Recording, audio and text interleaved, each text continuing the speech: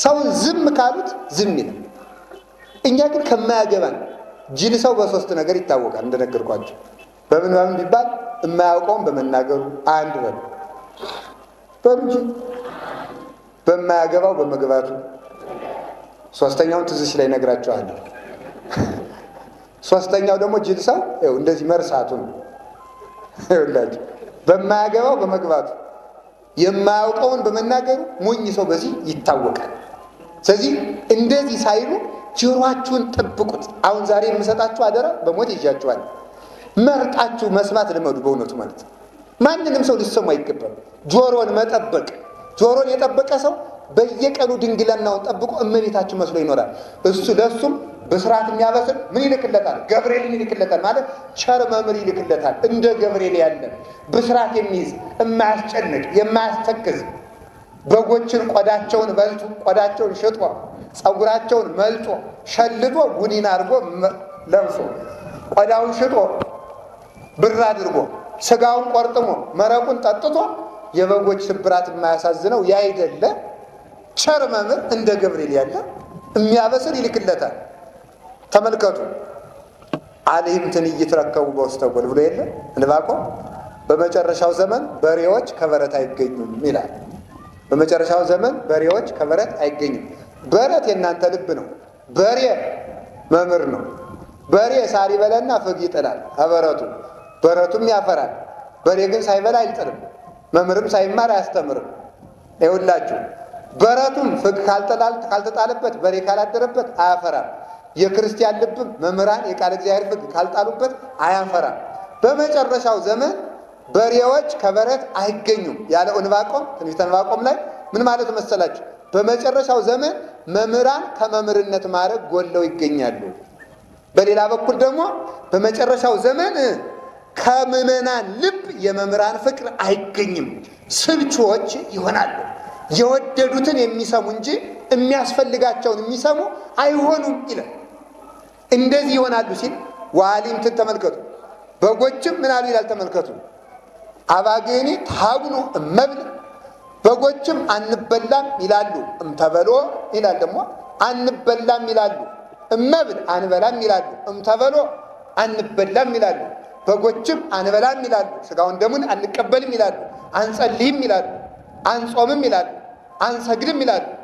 ጣዕመ እግዚአብሔርን አንቀምስም ይላሉ። በጎው ያስጠላቸዋል፣ መልካሙን ይጠላሉ፣ ክፉውን ይወዳሉ። እምተበሎ አንታዘዝም፣ አስራት በኩራት አናወጣም ይላሉ። አንበላም ይላሉ ማለት እሱ ነው። እንዲህ ያለ ችግር ይገጥማል። ስለዚህ ተመልከቱ፣ የተማርነውን መያዝ ያቃተን ድንግልናችን ስለጠፋ ነው። ሰው ባሮዬ ማሰሮ ላይ አዲስ ወይን ቢጨምሩበት ማሰሮ እንደሚሰነጠቅ ሁሉ ባሮዬው ማሰሮ ላይ አዲስ ወይን ቢጨምሩበት እንደሚሰነጠቅ በኃጢአት ባረጀ ሰውነት ላይ አዲስ ቃለ እግዚአብሔር ቢጨምሩበት ያፈሰዋል እንጂ አይዘው። ቃለ እግዚአብሔር ለመማር ብቻ ሳይሆን ተመልከቱ፣ ቃለ እግዚአብሔር ንስሐቸው እንደሆነ በብሉይ ኪዳን ምን ይላል? የማያመሰኳ አይበላም። አሳማ ያመሰኳል አያመሰኳል? ተናገሩ። ያመሰኳል አያመሰኳም? አህያስ አያመሰኳም? በቅሎስ አያመሰኳም ማለት? እሺ አህያ፣ ፈረስ፣ በቅሎ መሆን የማትፈልጉ እጃችሁን አውጡ። አህያ፣ ፈረስ፣ በቅሎ ያላወጣችሁ አህያ፣ ፈረስ፣ በቅሎ ያላወጣችሁ አህያ፣ ፈረስ፣ በቅሎ አወጣችሁ። በጣም ጥሩ። አትፈልጉ ማለት አህያ አታመሰኳም፣ ስለዚህ አትበላም።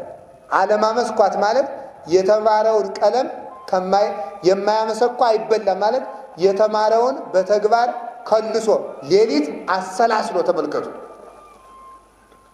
መዓልተ ይሜህር እግዚአብሔር ወሌሊተ ይነግር ይላል እግዚአብሔር ይላል መጽሐፍ ሲናገር። እግዚአብሔር ቀን በመምህራን ያስተምራል፣ ሌሊት በልቡና ይገልጣል ይላል። ቀን የተማርከውን ሌሊት ከእንቅልፍ ቀነስ አድርገህ ስታሰላስለው ያን ጊዜ እግዚአብሔር ሌሎች ምስጢራትን ከተማርከው ቀለም ላይ የተማርከውን ቀለም ምንጭ ያደርግና ያፈልቅልሃል። ሌላውንም ጨምሮ ፍልቅ ያደርግልሃል። ስለዚህ ተመልከቱ፣ መዓልተ ይሜህር ቀን አስተምሮሃል፣ ወሌሊተ ይነግር ሌሊት ደግሞ የተማርከውን ስትከልስ ከተማርከው ላይ ሌሎች የሕይወት ውሃዎች ይፈልቃሉ። እንደዚያ ከማያደርግ ከማያጠና መምህር አትማሩ፣ ወይም በተግባር ከማይተገብረው አትማሩ። ወይም የማያመሰኳ አይበላም ማለት ነው። ተመልከቱ። የተማረውን ከልሶ ስራ የማይሰራ ህዝብ አይድንም። ሰሚ ብቻ ህዝብ አይድንም ማለት ነው። የምንድነው ሰርተን ስንሰማ ነው። የክርስቶስ እናት ለመሆን መጽነስ፣ ድንግልናን መጠበቅ አንድ፣ መጽነስ ሁለት፣ መውለድ ወደ ተግባር መቀየር ነው። ይህን ያደረገ የክርስቶስ እናት ይባላል። እናቱ ወንድሞቹ እንድንሆን የቅዱሳን አምላክ ይርዳን። ስለዚህ ያዕቆብ በዚህ ምክንያት የጌታ ወንድም ተብሏል። መከራ መስለን የምንቀበለው ወንድሞቹ ለመሆን ነው።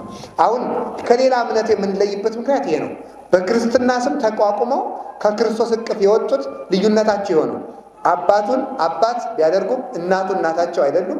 በመከራ አይመስሉትም። የተማሩትንም አይሰሩበትም። ዝም ብለው ቃሉን ብቻ በማነብነብ በአዳራሽ በመፎከር ይኖራሉ። እኛ ግን የምንለየው በዚህ ነው። ካልተለየን ግን ከነሱ ጋር አንድ ነን። አባቱ አባታችን ነው፣ እናቱ እናታችን ነው። በስጋ መገለጡን እናምናለን፣ በመከራ እንመስለዋለን። ቃሉን ጸንሰን በምግባር እንወልዳለን። እንዲህ ከሆነ የክርስቶስ ወንድሞች እንመስላለን። ክርስቶስን መስለን ከኖር ደግሞ እሱን መስለን ተነስተን እናደርጋለን። ሞቱ ሞታችን፣ ትንሣኤው ትንሣኤያችን፣ እርገቱ እርገታችን ይሆናል። ይሄ ነው የያዕቆብ ወንድም በመከራ መስሎት የኢየሩሳሌም ኤጲስቆጶስ ሆኖ የተሾመበት ምክንያት እግሩ አብጦ ብዙ ጊዜ ቆሞ ከመጸለዩ የተነሳ እግሩ ስላበጠበት እንደ ዝሆን እግር ሆኖበት ነበረ። ስለዚህ ከዚያ ኢየሩሳሌም በቅርቡ መድቦት እዚያው ያስተምር ነበረ። መከራውን እያሰበ ቆሞ ሲጸልይ ነበረ። የያዕቆብ መልእክት እንዲህ አድርጎ የተጻፈ መልእክት ነው። በረከቱ ይደርብን። መናፍቃን ይጠሉታል የያዕቆብን መልእክት። ማርቲን ሉተር እንዲያውም ተቆርጦ ይውጣ ሁሉ ብሎ ነበር ይላል። ለምን መሰላችሁ? አይጣላይ ድረስ እኮ ነው። ተቆርጦ ይውጣ ያለበት ምክንያት እምነት ያለ ስራ የሞተ ነው ስለሚል፣ ያችን ደግሞ በጸጋው ድነናል ስለሚል ያችን አይፈልጓትምና ተቆርጣ ትውጣ ብሎ ነበር። በቤተ ክርስቲያን ስንኖር በእምነት ብቻ እንድናለን ማለትም ኃጢአት ነው። በስራ ብቻ እንድናለን ማለትም ኃጢአት ነው። ቅዱስ ጳውሎስ በእምነት ትድናለህ ይላል። ያዕቆብ ደግሞ በስራ ትድናለህ ይላል። ሁለቱ አይጣሉም ቢባል አይጣሉም። ቅዱስ ጳውሎስ ተመልከቱ፣ በእምነት ትድናለህ አለ። ምን ማለቱ ነው? በእምነት ትድናለህ ያለ አይሁዳዊው እንደኔ መስዋዕት ያልሰዋ ሰው አይድንም ስላለ ለዚያ መልስ ለመስጠት አምነው የመጡትም ቢሆን አሁን ከመጡ ይድናሉ ለማለት ነው። በስራ ትድናለህ ብሎ ደግሞ ያዕቆብ ጻፈ። በእምነት ትድናለህ ብሎኛል ብሎ ደግሞ አልሰራም እንዳይል ደግሞ የለም በእምነት ትድናለህ ያልኩት አምነ ስለሰራ ትድናለህ አልኩ እንጂ ስራ አልባ ትድናለህ ማለት አይደለም ለማለት ደግሞ በስራ እንድናለን አለ አብርሃም። ቅዱስ ጳውሎስ አብርሃም በእምነት ጸደቀ ሲል፣ ያዕቆብ ደግሞ አብርሃም በስራ ጸደቀ ይላል። ቅዱስ ጳውሎስ በእምነት ጸደቀ አለ። ተመልከቱ። ያዕቆብ ደግሞ በስራ ጸደቀ ማለት እምነቱን በስራ ቢገልጠው ጸደቀ ተብሎ ይታረቃል ማለት ነው። ስለዚህ በስራ ብቻም አንድንም በእምነት ብቻም አንድንም አምኖ የሰራ ግን ይድናል። ይህን በተግባር የሚያስረግጥ መልእክት ነው። ከቅዱስ ያዕቆብ መልእክት መካከል ምን የሚል አለ? እግዚአብሔርን እምቢ በሉት፣ እሺ በሉት፣ ሰይጣንን እምቢ በሉት ብሎ ይነገራል። ትንሽ ነገር ልናገርና ትምህርቴ ልጠቅልለው። እስቲ ርዕሱን ተናገሩት ምዕመናን። እግዚአብሔርን ምን በሉት? ሰይጣንን እምቢ በሉት። ጋኔን ማለት ሩቅ ውዱቅ ማለት ነው። ሩቅ ውዱቅ በሉ እስቲ በሉ እንጂ። ሩቅ ማለት የተራቆተ፣ ውዱቅ ማለት ውዳቂ ማለት ነው። ውዱቅ ነው፣ በቃ ውዳቂ ነው። ሩቅ ውዱቅ፣ የተራቆተና የወደቀ። ጋኔንን ምን በሉት? እምቢ በሉት በሉ እንጂ። ስለዚህ አንድ ጥያቄ ልጠይቃችሁ። የተራቆተና የወደቀ ምን ይባላል? በሉ እንጂ አትፍሩት። የተራቆተና የወደቀ ምን ይባላል? ከጾም የወደቀ ምንድን ነው? በሉ እንጂ። ኧረ ጋኔን በሉ።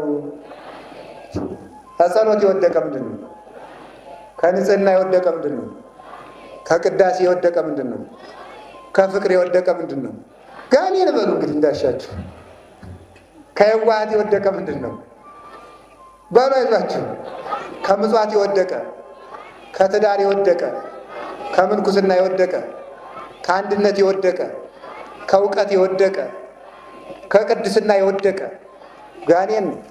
እንዲህ ያለውን ሰው አትስሙትም። ጋኔንን ምን በሉት? ስለዚህ መጀመሪያ አሁን ስትኖሩ ማለት ነው፣ ሌላ የእምነት ድርጅቶች እየመጡ እንዳያሳስቷችሁ ነው። መጀመሪያ ቆይ ሊሰብክ ሲፈልግ መጀመሪያ የወደቀ መሆኑን ነው ማረጋገጥ። ጾም አለ አልጾምም፣ ጋኔን ወድቋል። ወደቀ እኮ ጌታ እኮ እንዲህ ብሎ ነው የተናገረ። እንዲህ ብሎ ነው የተናገረ። በደንብ ስሙ ማምላክ እንዲህ አለ በመጨረሻው ሰዓት አለ ወዘሂ ሀሎ ውስተ ናይስ እይረር ታይተ ከሰገነት ላይ ያለ አለ በመጨረሻው ዘመን ኃጢአት ይበዛል አለ። ምን እናድርግ ብለናል? በዚያን ጊዜ በሰገነት ላይ ያለ ሰው አይውረድ አለ።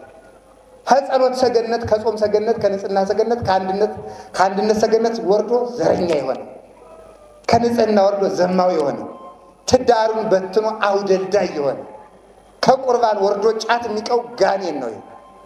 እንዲህ ያለውን ጋኔን አትስሙት። ቀድሞ የወደቀን ሰው እሱ ወድቆ ሳይነሳ እኛን ሊያነሳን ይችላል። ስለዚህ ውዳቂ እንዳይመራን እግዚአብሔር ይጠብቀ። ዳቂ ምን አላችሁ?